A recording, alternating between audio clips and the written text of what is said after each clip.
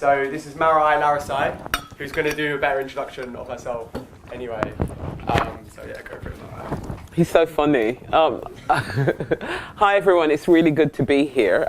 Thank you for being in yet more of the consented conversations. It's always an honor to kind of come into this space, and before I say anything more, I really want to thank the consented crew for kind of consistently creating spaces and conversations of resistance. And I always feel really affirmed when I come into these spaces, because there is something around, for somebody like me who's really close to 50, there is something about how I see the conversations continuing, remaining the same, but also shifting. And, you know, the consented crew are really good at making sure that that continuity is there. So my name is Marai Larasi. In terms of my work and why this conversation relates to my work, I'm executive director of an organisation called Imkaan. We're a black feminist organisation working specifically around ending violence against women and girls work. But for me, more importantly, there's something around starting the conversation by letting you know that I don't come here with any form of objectivity. I'm not objective in terms of what I'm going to speak to you about. I'm a black feminist because I resist to live, and I resist directly in ways that are connected to my biography. And I'll explain a little bit more about that. So I was born here in London. My parents are Jamaicans.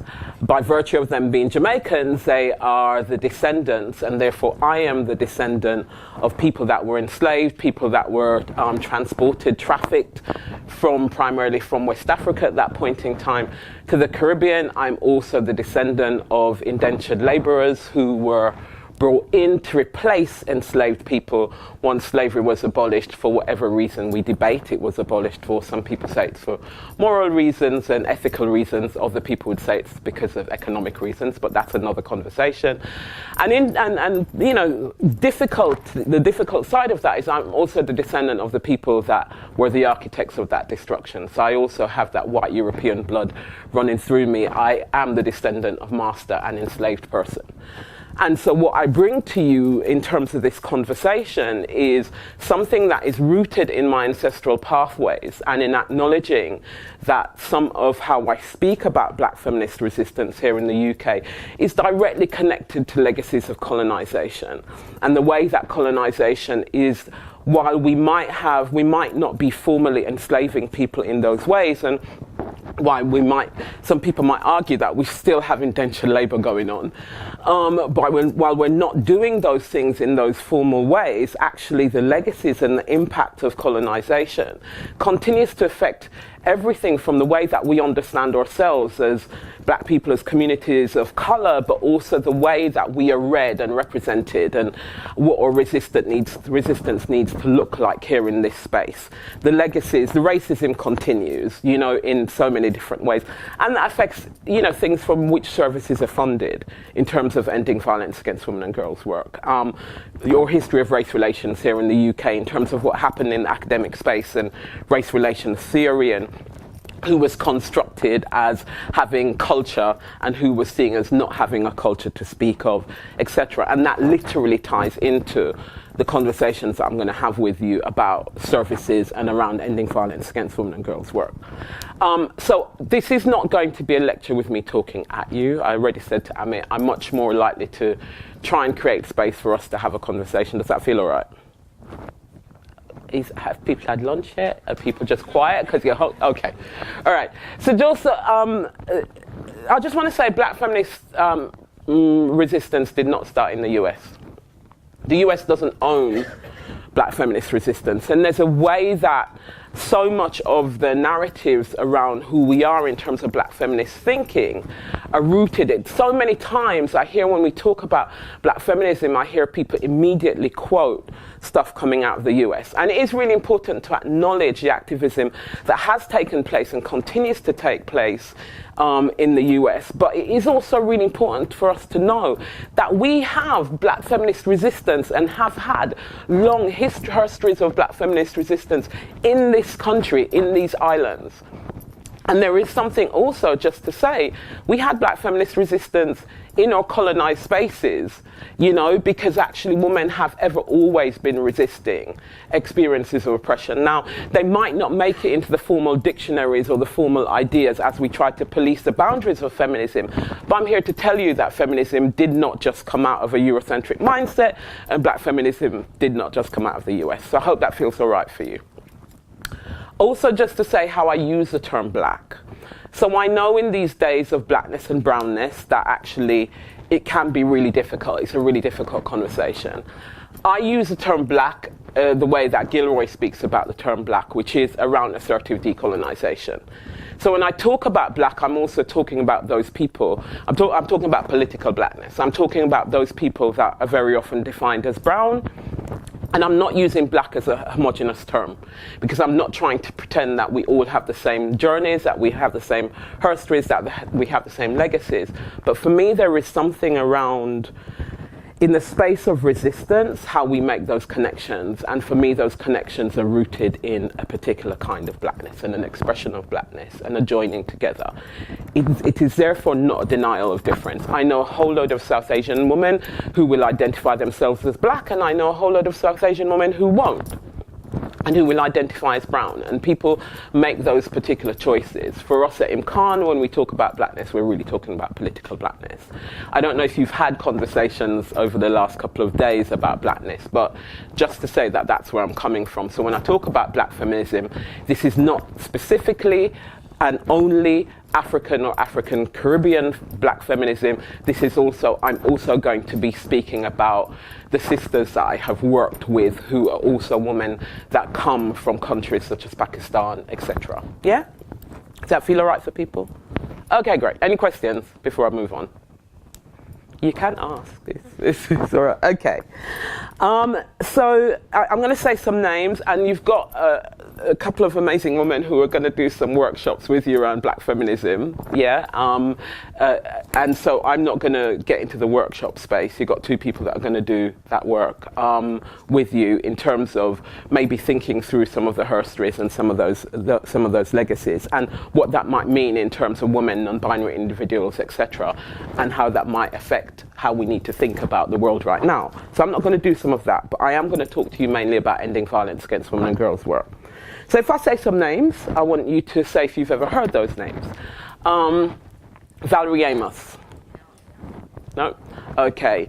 Femi Otutojo. Okay. Olive Morris. Ah, you've heard of Olive Morris. That's good. I'm glad to hear. Pratibha Palmer. Good. Let's see. Sabrina Qureshi. Yep. Okay. Amrit Wilson. After Bra. Okay. So there are some people who might have heard some names, and there are people that may not have heard some of those names. I say those names because some people may have heard Kimberly Crenshaw a lot more, right? Or Patricia Hill Collins, right? And I want to say, I'm saying those names because those people are homegrown people, or those people are people that have been working here in the UK, who we may not hear about their work, but who are women that have participated in ending violence against women's work, lesbian resistance. Those are women who have put their bodies on the line, their intellects on the line, put their careers on the line in terms of some black feminist spaces. And there's a whole, if I started naming names properly, we could be here all day. But I suppose what I want you to think about is, what is it that has us deny? What is it that is happening here that has us deny the presence of black feminist resistance?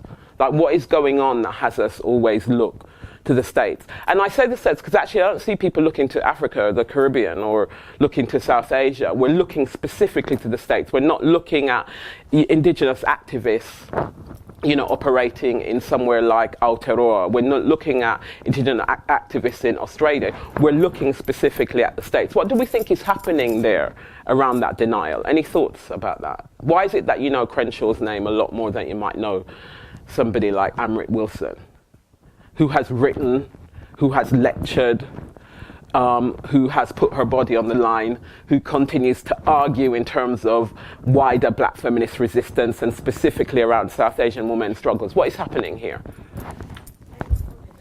So I think don't want to sort of face up to the racism. Right. So it's easier to say that America's all racist, or look at what's happening in America, blah blah blah, that they have more problems with the police and all these kinds of things. And so, for I don't know, the UK has a history of this kind of like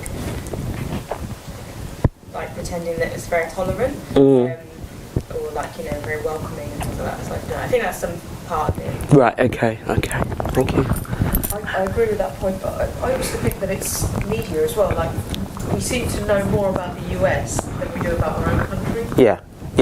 So the names you talk about, if they're all from the UK, you know, I've only heard maybe two. Yeah.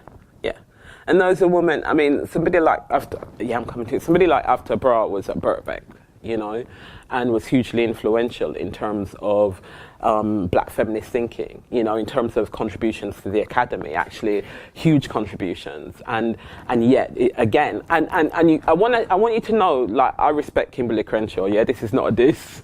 Like, I love Crenshaw, I love Hill Collins, I still quote them, but I want us to think about erasure. And I want us to think about actually which voices get heard and why, always, as we have this conversation.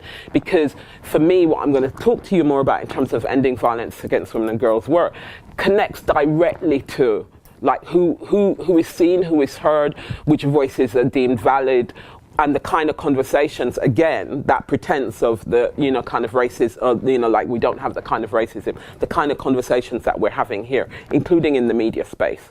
But there is also something that isn't just about the media space, there's also something about movement building spaces, and also about the academy, and actually the way that black feminist academic thought in terms of US thinking has also been more promoted here.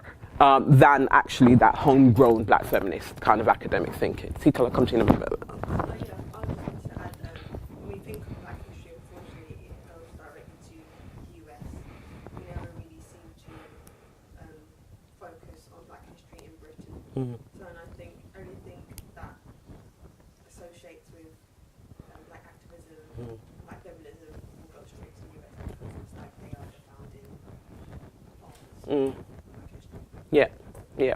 I think that's true. I also think, like, we sometimes behave like we've never had a civil rights movement here, you know, or civil rights movements, right? So we say civil rights movement, like Martin Luther King is there in our head, Malcolm X is there in our head, you know, like we don't think about all the activism that has taken place in this space. As kind of maybe a bit of a provocative argument, but I wonder if we can also say that as America is the new imperial power, so Britain was the old imperial power, and America is the new imperial power, then even those movements in America that seem to be critiquing the American state are still part of imperial power on some level. So even if their aim is the American state, their own imperial power, nonetheless they come with some of the backing of that power, right? So they come with the backing of the New York Times writing a big article on your movement. It means that people all over the world read about your movement. And that's not only not true here, but think about the movements across all of Latin America, across all of Asia, across all of Africa, that are not recognised in the same way, because they don't come with the heft of imperial power.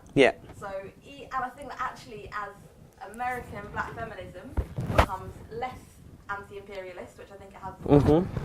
You know, if we look at the stuff that the Panthers were saying, that the Black Power movement in the 60s were saying, they were making anti-colonial arguments.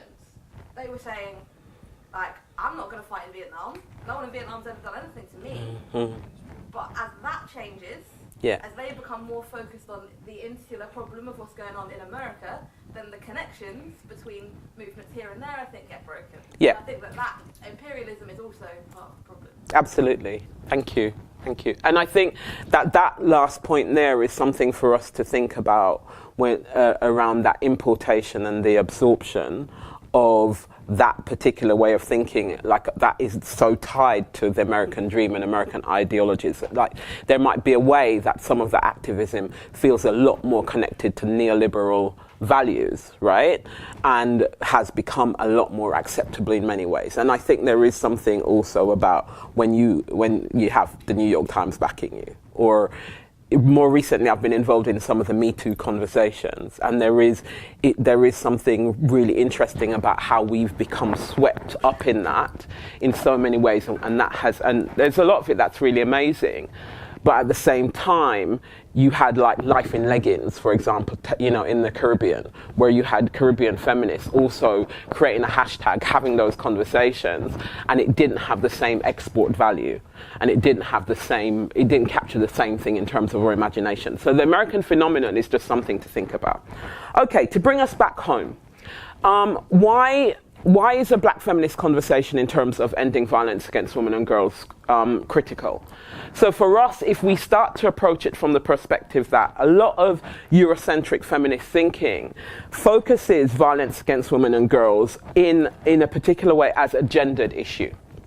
So i.e., it considers particular binaries and focuses on particular biological construct, and the idea is that there is almost like this single idea of patriarchy, and women and girls are victimized through this patriarchy. So almost like one manifestation of patriarchy. So the thing that we're embroiled in then is a struggle that is connected to ensuring that women can have equal rights in our societies. And some of that stuff is absolutely valid. But one of the things that black feminist activists have argued for a long time is that there is something about the way that invisibilizes us in terms of the specific concerns of black women and girls, and the specific ways that we might be subjugated or subjected to violence, the different oppressions that we might experience and be subjected to.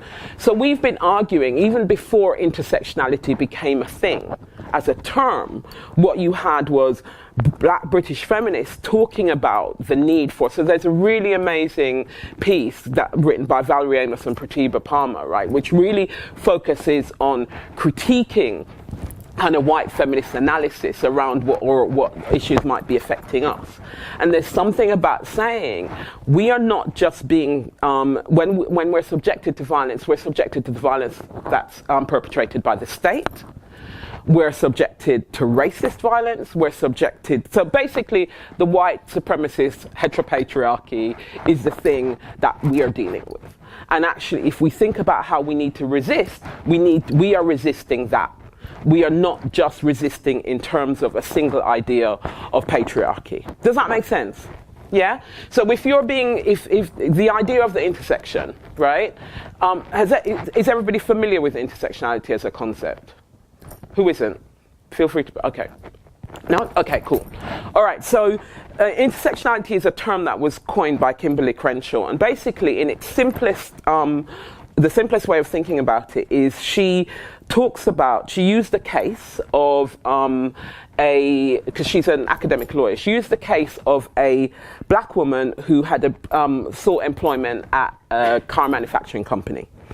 And this woman wasn't employed, and one of the things that this woman then tried to do is to seek redress by taking a case, around sex discrimination. And she was told that actually she had no case because there were women that were employed in the car manufacturing company, but all the women were white and working kind of in the typing pool, etc. And then when she tried to take the case around race discrimination law, she was told actually, but there are black people working here, but all the black people were men and they were working on the factory floor. So not only was she experiencing discrimination and subjugated in a very specific way, i.e. as a black woman, but the system was not designed to respond to the specific ways that she was subjugated. Does that communicate? Yeah? Does that make sense? So literally the thing was being done to her, and then there was no legal framework for her to actually seek redress. Yeah? So one of the things that we say around violence against women and girls is there's this thing that is happening to black women, and that the system is not designed to then respond, because the system is designed to respond to white women. The structures are designed around white women. In fact, the structures are designed with this idea that actually the thing that is woman is white and is heterosexual and looks a particular way, and that the borders of womanhood exclude women of color, exclude black women. right? And so when we started talking about ending violence against women and girls work, 40 years ago, alongside our white sisters, I wasn't around then as a baby, but I'm saying we as in collective resistance, one of the things that black women were saying is that actually we need to set up services that are about us, that are by us and for us, and that deal with the specific concerns that we have. So what might some of the concerns have been in the 1960s and 70s, for example? Some of them are similar. Work, absolutely. So employment, a real issue. What else? Sorry? Housing, absolutely. Separation of families. What about borders? What about immigration? Yeah, so we know that at the moment we've got women in Yardswood who have experienced violence and those women have been locked away. So consider that immigration control has always been a concern for the black women's movement here in a way that it was never for other women. Because actually it was us and it was our sisters, it was our aunties, it was our moms, it was our daughters, etc. that actually were being subjected to that kind of immigration control. Right? What else? Think about reporting to the police. How do you think that was going for women of colour, for black women?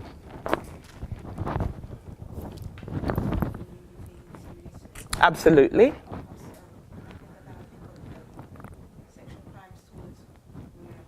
Mm-hmm. Yeah. Absolutely. And so we would have, and we still do have individual good responses within the criminal justice structure, that is, from individual police officers. But by and large, African and African Caribbean women are viewed in the white imagination as being up for it, and therefore being kind of as participating in their experiences of sexual abuse and sexual exploitation. South Asian, Southeast Asian women are viewed somehow as exotic, and this is part of the culture. Right? So even the thing, again, about thinking about, is the system designed to respond to our experiences of violence in the ways that we're subjugated? What we were saying was actually the system isn't about us, and we are not a priority. And worryingly, what we saw was a lot of women involved in the broader women's movement who were effectively, to use a military kind of analogy, who were the foot soldiers. So one of the things that was happening was that actually a lot of women were giving their emotional, physical and psychic labour in women's refuges, in rape crisis services, etc. But what we were finding was that our voices weren't being taken seriously. So we were saying, what about immigration? We were saying, what about forced marriage? We were saying, actually, what does this mean in terms of the fact that we don't want to necessarily go to the police? Because it's not just that the police that aren't taking us seriously, but I remember talking to women in Hackney who were saying, I can't report to Stoke Newington police station. I don't want him beaten up. I want to be safe. So actually, even that interaction with the state was always problematic for so many black women and so many women of colour, right? And I think some of that, I want to tell you that it's completely changed, but it hasn't. We're still dealing with some of those realities. So in terms of actually how the movement emerged here, the movement emerged as part of and alongside the broader ending violence against women and girls movement. Do people know about refuges? Anybody know about refuges? Any comments? Any thoughts? Does anybody know what a refuge is? Okay, I'll tell you. A refuge is basically a safe house, right? So one of the things that happened in the 1970s is that women started to come together to set up safe houses. And why would a safe house be necessary if you're experiencing domestic violence? Anybody? It's all right, you can guess. No men? Mm-hmm. Safety for your children and support. Right? And if you think about that as some of the most basic things, women started to come together to basically say, she can't stay at home anymore. She's having these experiences, and what we need is a safe place to actually work with her and to support her. But critically, it was also women coming together as part of collective resistance to violence against women and girls. So we needed conversations, we needed women supporting each other, and black women were a critical part of that work. We had services set up from Manchester to London. We had services set up in Birmingham, so we've got, for example, an organisation called Saheli, which was one of the first South Asian refugees. It's still going in Manchester. You've got organisations such as Southall Black Sisters, which was set up in Ealing. You've got organisations set up in Liverpool, Amaduda Refuge. You've got organisations set up in Lambeth. So across England, we had services set up. And we also had specific services set up in Wales, and we had services set up in Scotland. Now, one of the things that I want to talk to you about in terms of why this is different and why we need to think about racism. Does anybody know anything about how race relations theory designed West Indian people versus South Asian people? Do we know about this? It's hard because I'm trying to work out what you've already been exposed to. Okay, one of the things that happened with race relations theory in the 70s is we had these arguments coming out about culture and about communities. So South Asian communities were designed in that imagination as having culture and cultural needs. Caribbean communities, and we were called West Indian then, mainly. I still have a problem with the cricket team being called West Indies, but that's another conversation. But we were seen as the bastard communities. So we were seen as the hybrid communities with no culture to speak of. And actually, literally, that was written in some of the race relations texts, right? So you had all of this feminist activism happening alongside all of this stuff that was happening around race and resisting a lot of the kind of stuff that was happening around racism. This is a period of the sus laws. People know about the sus laws? Stop and search, but not too much stop and search. This is pre-stop and search, stop and take you away kind of thing, right? So this is happening all alongside that and happening alongside resistance to immigration control, right? So you have the black feminist movement taking place there, but always overlapping with all of the conversations that are happening around race, right? And what you have is you've got this demand from black women for services. We need safe spaces to go to, and we need to support each other. One of the immediate things that happened out of that is that funders, local authorities said, South Asian women need culturally specific services, West Indian women don't. And African women just didn't feature as part of that, right? And one of the things when we think about resistance and we think about movement, what I want you to think about is we must always look back and we must always look at now and look at how we become deployed, how we are deployed and how we become embroiled in what the state is doing and how sometimes our desperation for results has us sell out on ourselves. So during that period, some of the organizations took the money in order to survive because there was a desperation to set up services. So some of us bought into the arguments about culture. Some of us bought into the thing that actually what we needed is culturally specific spaces. And I want to tell you, right now the conversation is still very often in my movement, something about the thing that has us need specific services is we need culturally specific services. And what we've forgotten is that was never originally our language. That was a language that the state gave to us. And we've actually bought it because it's a thing that has allowed us to resource our services, not particularly well, but it's allowed us to provide safe spaces, right?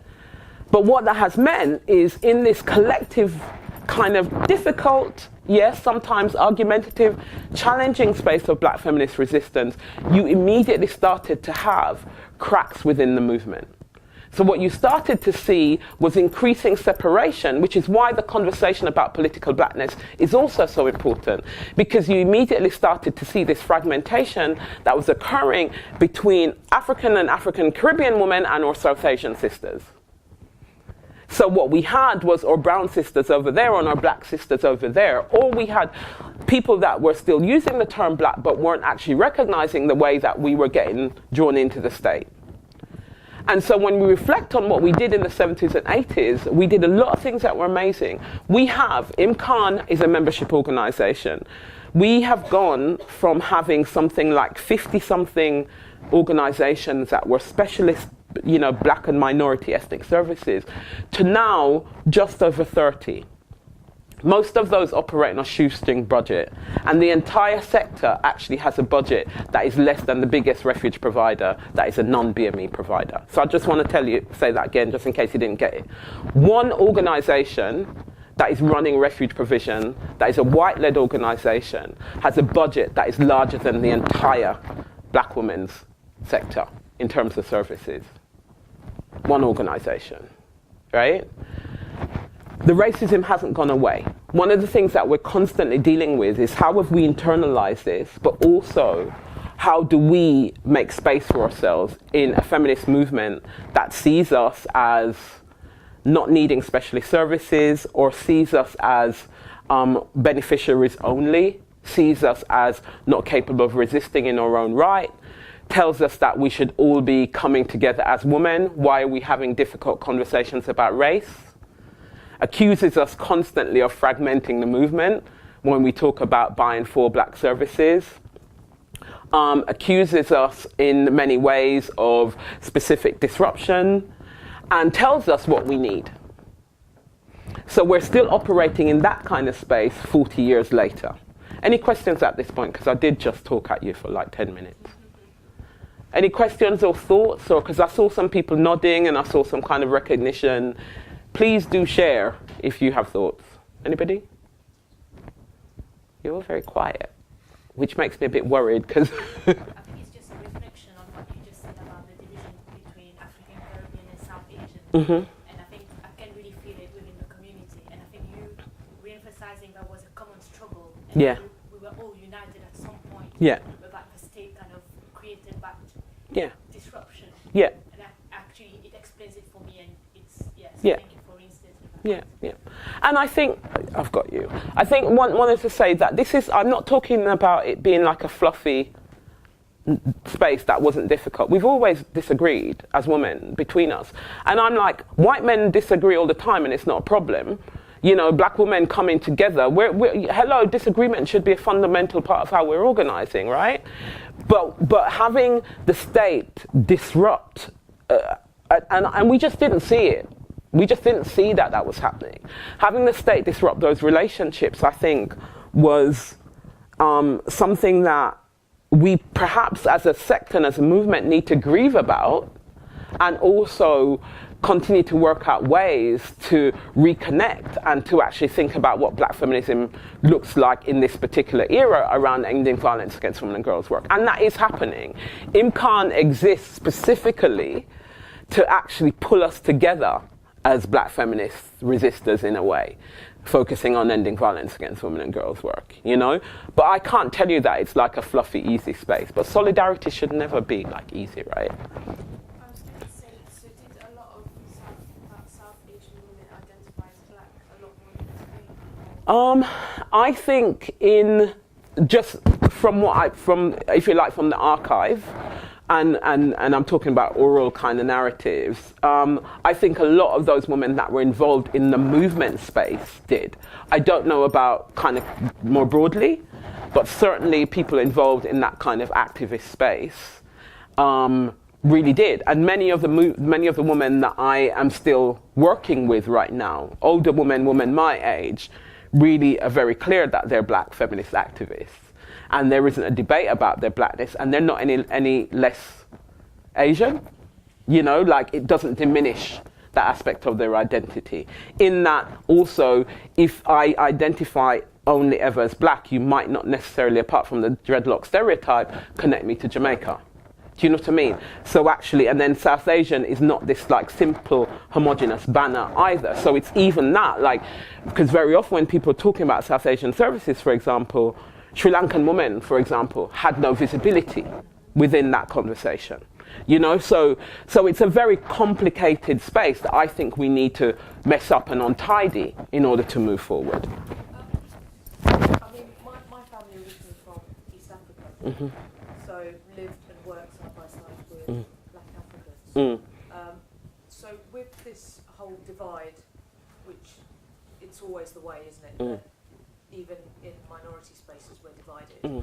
How is Imkaan and the wider charity organisation, especially, bringing that now together? Are you going back and talking about history, i.e. what it means to be a black feminist. Yeah. The language is Yeah. disappeared. I think that that's kind of a critical part of how we work. But also I think what we have to do is tell the truth about the hierarchies that can occur between us. It's just like, if we've got South Asian activists not talking about caste, then that's an issue. If we're not talking about what it means to be the impact of colonization and the impact of partition, if we're not talking about that, if we're not talking about the fact that actually in somewhere like Jamaica, to be an indentured laborer put you in a higher status than to be somebody who actually was enslaved.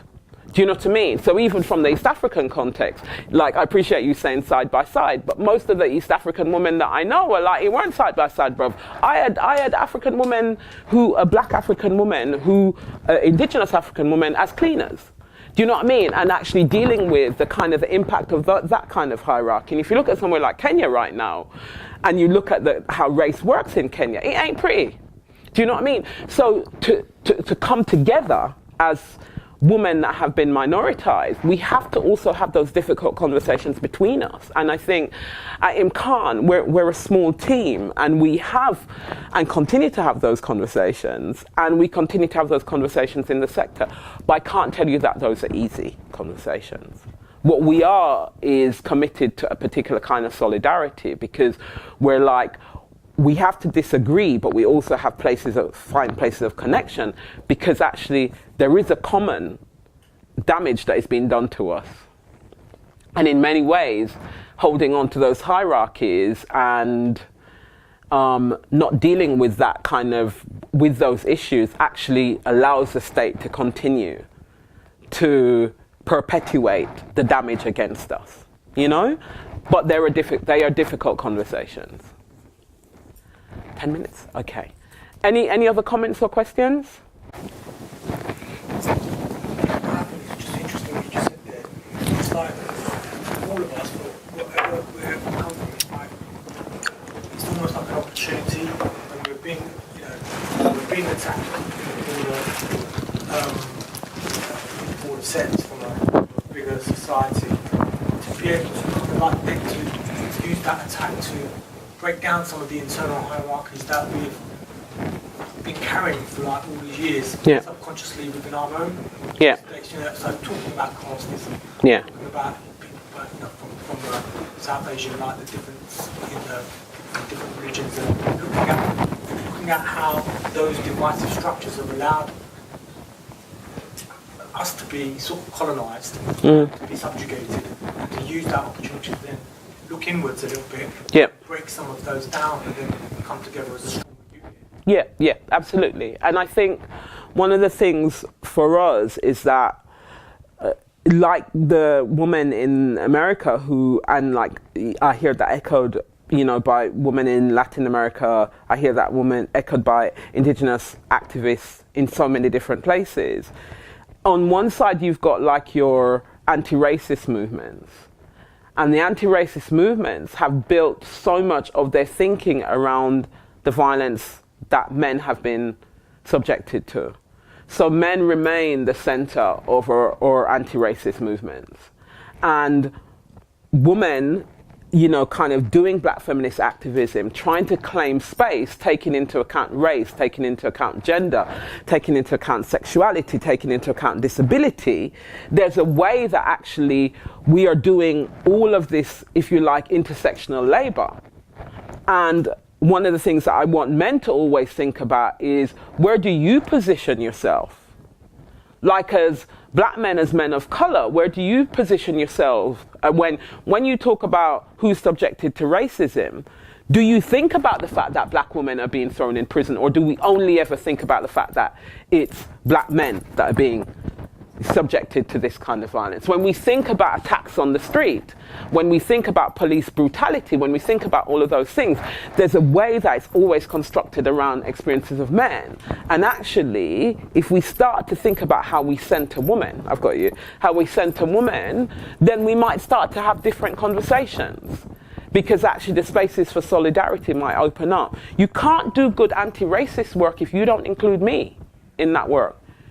If as a woman I'm invisible, then actually there's a way that you then you're only dealing with one section of black populations, right? Do you want to? Yeah, I think it's also mainly because the media is mainly run like by upper class white men as well, so they wouldn't even really want to like think about it, like their minds are really open to compare to like, because they're men as well, so they kind of just see what men are experiencing, just really thinking about the women. Yeah, yeah. It's kind of like brushing it to the side and not actually acknowledging the situation. Absolutely. Media definitely has a huge role to play in this. I agree. I also want us to start to think about what we do in spaces like this around movement building. Like how do we have those conversations? How do we have those conversations?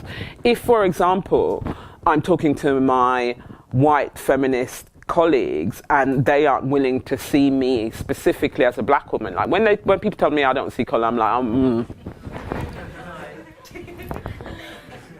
Soz, why?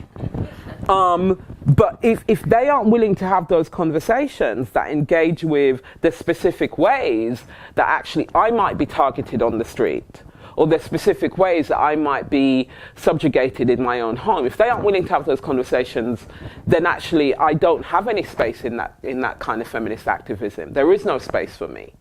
And I think there's a couple of things to think about in terms of black feminist ending violence against women and girls work, which is one, that thing which is a resistance to the way that we have been excluded from different movement spaces, but then also the ways that we have used that exclusion to talk about autonomy and self-determination, so that we're not just going, we're doing this over here because you don't want us. We're doing this because actually we're resisting to live, and we're living to resist, and our lives are dependent on our autonomy and self-determination, right? And so very quickly, in terms of the history of the movement, just a couple of key things to note. For as long as we've been running refuges and services in this country in terms of women's shelters, really quickly after that, black women were setting up shelters.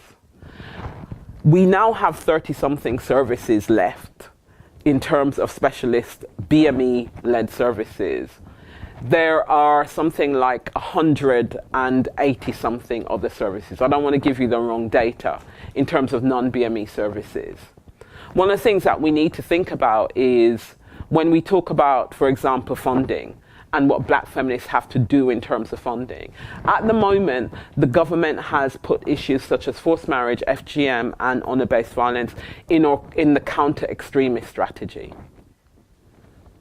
I'm going to say that again because I want you to think about the implications of that. We have a counter-extremist strategy in this country, and the only forms of violence against women and girls that have been included in the counter-extremist strategy are the forms of violence that disproportionately affect black and minority ethnic women and girls. Forced marriage, female genital mutilation, honor-based violence. Right? The state has defined in so many ways what's important, what the priorities are, and where we should be thinking about addressing violence against us. So the need for us to constantly claim space and actually define our own solutions, speak about what has happened to us, is even more, in a weird kind of way, even more pressing. Because for me, right now, the state has a lot more tools available to it. Because we also have, all communities are much more likely to be subject to state surveillance. That has real implication. When we talk about violence against BME women and girls and the state says we want to monitor, very often my white feminist sisters are there saying yes, and we're like, no. Surveillance actually means something very different to us. So again, 40 years ago, it was to start, how do we make sure that they're safe places? How do we make sure that they're services, etc.? We're asking the same questions now, but in a weird kind of way, we're dealing with a bigger fight and a much more complicated fight. And we're dealing with much more polarization. While we're so used to now working with our white sisters, we're also dealing with a distance feeling even greater. Because actually what we see is we are resisting, in many ways, the state. And in so many ways, so many of our white sisters are like, I will do what I have to do with the state. And I feel like a hypocrite as I stand here because I'm always sitting in meetings with civil servants and politicians because that's what my job is, right? But it costs, and I suppose that's the thing to leave you with. One of the things about Black feminist resistance is every year we have the Million Women Rise March here in London. And the Million Women Rise March is organised primarily by women of colour, and at the front of the march, it's women of colour. Women of colour hold that space. Sabrina Qureshi, the founder, really thought about this as a space where we could articulate what our needs and concerns and fears were and are, as well as the solutions. That space is a very precious space because so much of our resistance around ending violence against women and girls work is tied up in having to have difficult conversations with the state, which means that it always feels like we're getting ourselves dirty. Because there's a way that as activists we want to have distance, but there's a way as advocates we also have to negotiate and have difficult conversations. We have to make arguments for money. We have to say this is what a good service looks like. We have to be reasonable and practical. And so there is something about also acknowledging that this work for so many of us has been precious, but this work has cost us, right? And the decisions that we make as activists involve actually dealing with the fact that there's always going to be ruptures. It's untidy, it's messy, the solutions aren't easy. Somewhere like this space is completely precious. For the people who can come into this space and be like, actually, I know that I'm a resistor, I'm going to do what I'm going to do without becoming implicated in the state agenda. That's beautiful because it allows people like me to go into the room and get yucky and have those nasty conversations, knowing that I've got other people outside of that holding the line. And we're really clear at Imkaan that we put our bodies and our intellects and our hearts on the line. We put our thoughts on the line all the time in order to hold that space, to make sure that services aren't closed down. But we also, again, are really truthful that this is not easy. It's not easy work. Any questions before, because we've got to cut now. But if you just ask a couple of questions before I go. Sorry, I'm disruptive, so Amit's going to have to bear with me. Before I finish off, if you want to just check anything with me or ask, please do. I have a question. What about feminism and religion? Yes. How do we do that? Yes. Yeah. Yeah. So there was a conference last year focused on faith and feminism that was led by an organisation called Apnahak, which is based in Rotherham. And one of the things that happened in that conference, as in those conversations, is just dealing with the complexity of what faith might mean to so many of us as black women and as women of colour. So, for example, where religious space might be a place of exploitation, but for so many people it might be a place of comfort. Where somebody like my mother, part of her practice as a Christian, I'm not a Christian. I associate Christianity with a history of colonization. But if I'm depressed, I start singing gospel music, right? Like it's a thing, like I can't lie about it, right? Or reggae, but there's something about for women to have space to talk about the complexity of those relationships, and for us to not be taken in by a particular white feminism that tries to deny our spirituality. Because not every black feminist will want to engage in spiritual practice, but for many of us, we do. And for many of us, kind of when we entered this work, we were told that actually there is no space for faith and spirituality in feminist resistance. And there's so many women that I know that are like, I am marching as, for example, as a Muslim feminist, and actually my faith and my practice are a critical part of how I march. And similarly, I've got sisters that are Christian sisters who feel that way. So I think it's complicated. We have to tell the truth about the damage that religion does, organized religion. But we also should be able to say, within that, we assert the right to retrieve our spiritual practice as defined by us, you know? And I think that more and more women are doing that. But again, the conversations aren't easy. Yeah? Anybody else before we... You said surveillance by the state is problematic, and obviously like in modern day that might be in terms of data collection or like abuse, data collection, or like nuances that usually maybe the state won't focus on. Do you think there are systems in place within the politically black female community that means our data and our stories are still being told, but independently from like state surveillance? Yes, I think we always have to guard against the way that our conversations and our narratives become stolen and deployed within the state. I think there are always autonomous spaces. We're always finding ways of resisting. But specifically in terms of violence against women and girls work, if a woman goes to a service and she talks about her experience, and that then becomes a case, and the details of her case then become shared with a whole lot of other practitioners, right?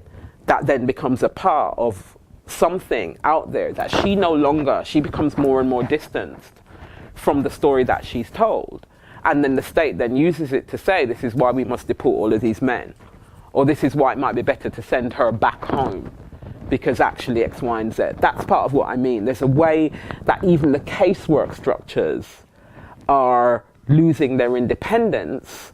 And we, as black women, have been the ones that have resisted that. We've resisted the multi-agency structures, not because we don't want to seek solutions for women, but because we're saying this actually is opening up all sorts of things and is making it more unsafe for her. Whereas you're saying that this will make her safe, and we're like, no. This means that you're chatting her business, basically, up and down the place, and this is part of you monitoring what she's doing. And that push, like to link, for example, police to immigration. You know, again, how is a woman going to go to a police station to report if actually police officers then have to disclose her immigration status? What does that mean? It's all of that stuff that is of like particular practical concern for us and the day-to-day work. Because the services cannot be disconnected from the social justice work, cannot be disconnected from the resistance. And the state is trying to push us to have services that are not resistance, services that are neutral spaces where you squeeze the social justice aspect of it out of it. Yeah? Does that make